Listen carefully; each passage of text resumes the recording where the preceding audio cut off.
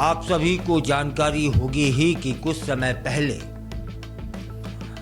एक अभिनेता हैं सैफ अली खान, उन पर हमला हुआ था और उस हमले का जो सस्पेंस है वह अभी तक बरकरार है। नमस्कार, मैं आपका अपना कुलदीप अवस्थी और आप देख रहे हैं बेजोड़ रत्न चैनल। आज बात करते हैं अभिनेता सैफ अली खान पर हुए हमले के सस्पेंस पर। पुलिस ने इस मामले में 1600 पन्नों की चार्जशीट दाखिल कर दी है।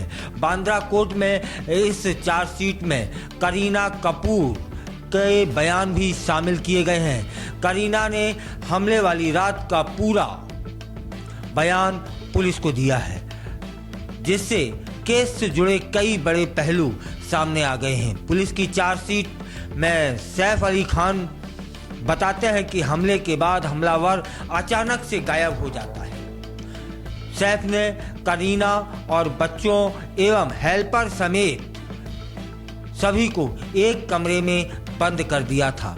सैफ करीना का घर करीना ने चार्जशीट में बताया कि वह सैफ और दोनों बेटे के साथ बांद्रा वेस्ट स्थित सतगुरु शरण अपार्टमेंट में वहां रहती हैं। और कहां पर? वह एक बिल्डिंग है जिस पर 11वीं मंजिल पर 3 बेडरूम हैं उनके, और 12वीं मंजिल पर लिविंग एरिया बनाया हुआ है, और 13वीं मंजिल पर सर्वेंट क्वार्टर बने हैं और साथ में लाइब्रेरी भी है। अब प्रश्न यह है कि उस समय घर में कितने लोग मौजूद थे। करीना का बयान जो आया है उसको यह सच मान लें तो हमले के वक्त घर में 2 सैफ थे और क्या बताया था उसमें, हाँ 4 असिस्टेंट मौजूद थे और उनके दोनों बच्चे थे। तैमूर जिसका नाम है और दूसरे का जेह नाम है, सैफ अली खान थे और करीना कपूर भी थी। इसके अतिरिक्त गीता नाम की जो उनकी सर्वेंट है वह भी वहाँ थी, और नर्स है एक, वह भी वहाँ मौजूद थी जिसका नाम शर्मिला बताया जा रहा है। एलियाना फिलिप भी घर में मौजूद थी। अर्थात 15 जनवरी की रात सैफ करीना के घर में उस समय 12 लोग मौजूद थे जब हमला हुआ था, और हमलावर रात के करीब 2 बजे वहां पर पहुंचा था। करीना और कपूर बताती हैं कि वो 15 जनवरी की रात करीब 1:30 बजे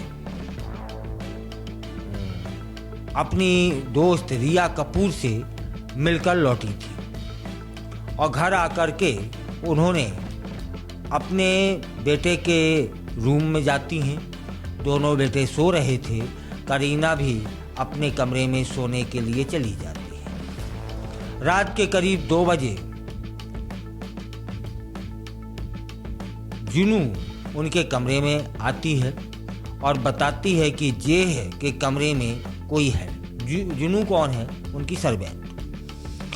उसके जो जेह के कमरे में जो कोई मौजूद है उसके हाथ में चाकू है और वो पैसे मांग रहा है। तब फिर करीना कपूर ही बताती हैं कि जैसे ही करीना ने जुनू की आवाज़ सुनी और तभी करीना और सैफ बेटे जेह के कमरे की तरफ दौड़े चले जाते हैं, क्योंकि जूहू ने कहा था कि उसके हाथ में चाकू है और वह पैसे मांग रहा है। जब करीना कपूर और सैफ अली खान वहां पर जागते हैं और देखते हैं कि कमरे के बाहर गीता खड़ी थी, नर्स एलियाना घायल हो चुकी थी, कमरे के अंदर काले कपड़ों में लगभग 5 फुट 5 इंच का कोई शख्स मौजूद था। सैफ ने पीछे से आरोपी को पकड़ने का प्रयास किया, लेकिन उसने सैफ पर चाकू से हमला कर दिया और बहुत सारे हमले किए। इसके बाद हमलावर अचानक वहां से गायब हो जाता है। ये सब कहानी करीना कपूर ने बताई है अपने बयान में। करीना बताती हैं कि सैफ अली खान और हमलावर के बीच में झड़प होती है और जेह के साथ कमरे से वो बाहर निकल आती हैं और तुरंत पुलिस को फ़ोन करती हैं। इसके बाद चारों सहायकों ने हमलावर को खोजने का प्रयास किया, लेकिन वह कहीं नहीं मिला। घर पर वह किसी भी हिस्से में मौजूद नहीं था। इसके बाद सारे लोग घर से बाहर चले जाते हैं और करीना अपनी बहन करिश्मा कपूर को और मैनेजर, जिनका नाम है पूनम दमानिया, को फ़ोन करती हैं और हमले की पूरी जानकारी देती हैं। इसी बीच चार्जशीट में पुलिस को बयान देते हुए सैफ ने क्या कहा वह भी जान लेते हैं। सैफ अली खान ने कहा कि आरोपी पूरी तरीके से नशे में चूर था।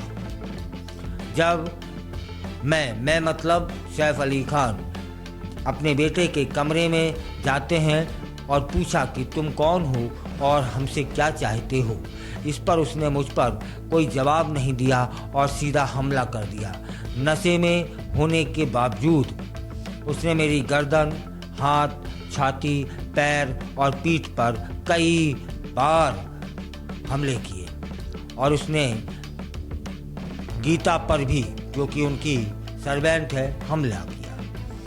तब फिर मैंने सैफ अली खान ने उसे धक्का दिया और सबके साथ 12वीं मंजिल पर स्थित एक कमरा, जिसमें वे सभी लोग बंद हो जाते हैं। कुछ देर बाद करीना ने मुझे असिस्टेंट हरी और तैमूर के साथ लीलावती अस्पताल भेज देती है। यह थी पूरी कहानी जो चार्जशीट में उजागर हुई है, लेकिन सस्पेंस अभी भी बरकरार है कि यह कैसे हुआ।